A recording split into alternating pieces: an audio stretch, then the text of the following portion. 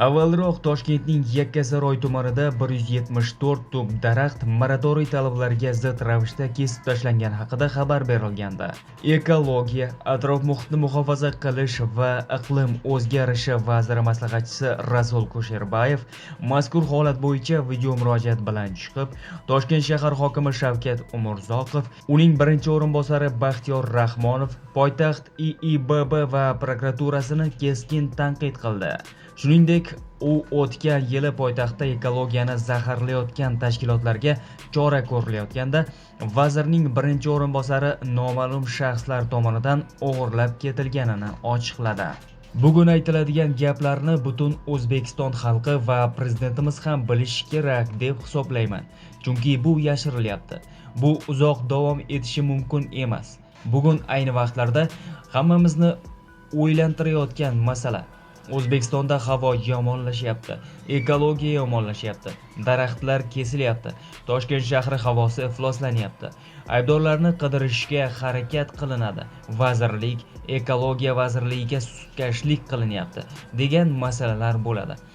Men ozgina ma'lumotlarni berib o'tmoqchiman. Butun O'zbekiston xalqi bilsin, prezidentimiz ham bilsin buni, chunki u kishidan ham yashirishyapti.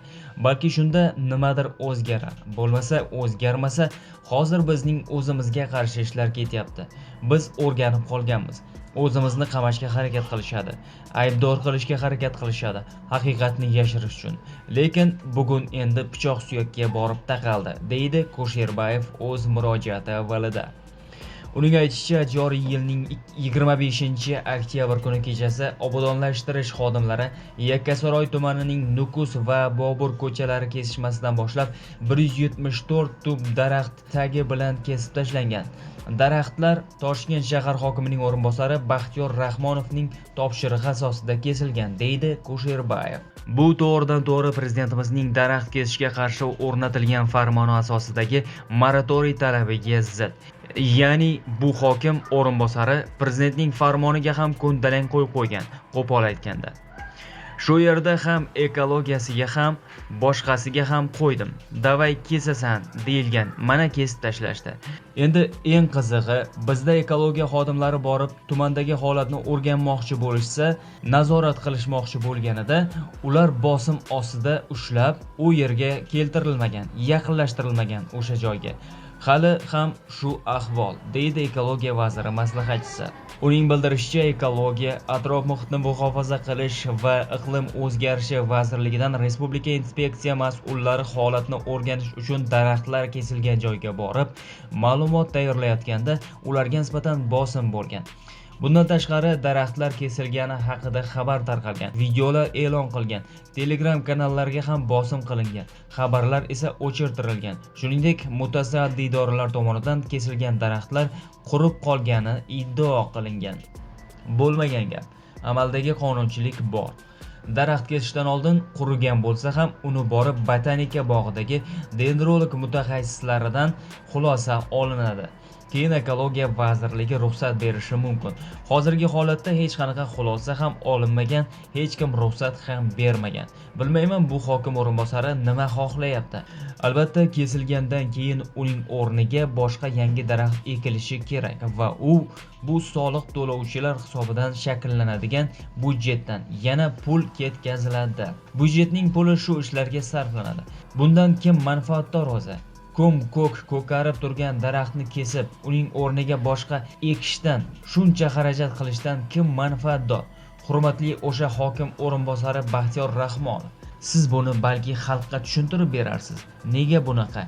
deya savol qo'ygan Kusherbayev. Shuningdek, u o'z murojaatida Toshkent shahar hokimi Shavkat Umurzoqovni ham keskin tanqid qilgan. Endi nima bo'lyapti? Biz buni tarmoqda e'lon qilyapmiz. Chiqyaptimi? Bizning respublika inspeksiyasi xodimlari u yerda, joyida. Hozir endi demak o'sha Baxtiyor Rahmonov va janob UzAvtosanoatda uzoq yillar rahbarlik qilgan hozirgi Toshkent shahar hokimi Shavkat Umurzoqov boryapti. Ekologiya bizga urush ochdi degan masalani ko'ryapti-da, Anavi bizning respublika inspeksiyasidan borib o'rganish qilayotgan xodimimiz Nurbekovning yoqasidan olib, ichki ishlarga topshiriq berib, telefonini oldirib qo'yyapti. Mana bosim o'tkazish yo'li. Bu tumandagi xodim emas, bu respublika vazirligi xodimi. Toshkent shahar hokimiyati qilayotgan ish. Mana, deydi u. Bundan tashqari Kusherbayev prokuratura va ichki ishlar faoliyatini ham keskin tanqid ostiga olgan.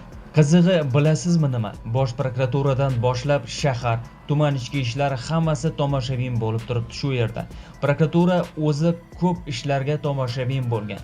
Bundan keyin ham tomoshabin bo'lib o'tiribdi. Faqat eng oddiy, orqasida hech kimi yo'q, kambag'al fuqarolarni ekologik yo'nalishda huquqbuzarlik qilsa javobgar qilyapti. Lekin asosiy katta huquqbuzarliklar hokimlarning o'rinbosarlarining qilgan qonunbuzarliklarga ko'z yumayapti. Qurib qolmabdi-ku, ko'chiribdi-ku deb yonini olyapti. Bugun prokuraturaning ayrim xodimlari hokimiyatning advokati. Toshkent shahrida ham katta ehtimol bilan shunday. Afsus, biz hozir ham kimga ishonishni, kimga suyanishni ham bilmaymiz. Shuning uchun aytayotganim, xalq bilsin buni. Prezidentga ham yetib borsin. Prezident ham bilmayotgandir balki. Aldashyapti u kishini. U kishi bilsin, bugun ekologiyaning dushmani hokimiyatlar, deydi Kusherbayev. Shu bilan birga u o'tgan yili poytaxtda ekologiyani zaharlayotgan tashkilotlarga chora ko'rilayotganda vazirning birinchi o'rinbosari noma'lum shaxslar tomonidan o'g'irlab ketilganini ma'lum qilgan. Toshkent shahrida ekologik vaziyatning yomonlashishiga Toshkent shahar hokimiyati aybdor. Ular kestirtiryapti. Ular rasvo qilyapti. Hatto o'tgan yili mana shu Toshkent shahar bo'yicha ko'mir yoqib, ekologiyani zaharlayotgan tashkilotlarga borib, o'rganib, chora ko'rayotganimizda bizning vazirimizning o'rinbosari birinchi o'rinbosarini yakshanba kuni maktabdan bolasining o'qishga xabar olishga borgan maktab joyidan o'zini prezident xavfsizligi xodimiman deb tanishtirgan shaxslar mashinasiga bosib olib ketib, bizning vazir o'rinbosarimizni olib borib tiqib qo'yibdi. Noqonuniy ravishda ushlab o'tiribdi. To'xtat ekologik reydlaringni deb. O'zini o'sha tanishtirgan odam prezidentning xavfsizligidanman degan. Bizning bitta vazirimiz bor. O'shaning akasi ekan. Biz qancha yozdik, prezidentgacha, boshqagacha hech kim chora ko'rmadi. Mana ahvol.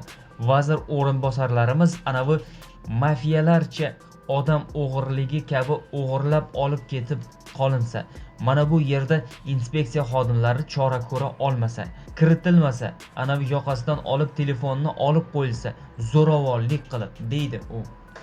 Ekologiya vazirining maslahatchisiga ko'ra, daraxtlar kesilishi ortidan xalq hokimlardan emas, prezidentdan norozi bo'ladi. Biz shunchaki qonuniylikni xohlayapmiz, xolos. O'sha prezident farmonining talabini bajarilishini xohlayapmiz, xolos. Lekin men hozir yana aytaman. Mana shu hokim o'rinbosari, Toshkent shahri hokim o'rinbosari prezidentning moratoriy talabini buzib, odamlarda norozilik keltirib, eng qizig'i hokimiyatdan ham emas, prezidentdan norozi bo'ladi odamlar. Bilmadim, prezidentni obro'sizlantirishdan bular kayf qiladimi? Men tushunmayman. Nimadir qilmoqchi bular, deydi Kusherbayev.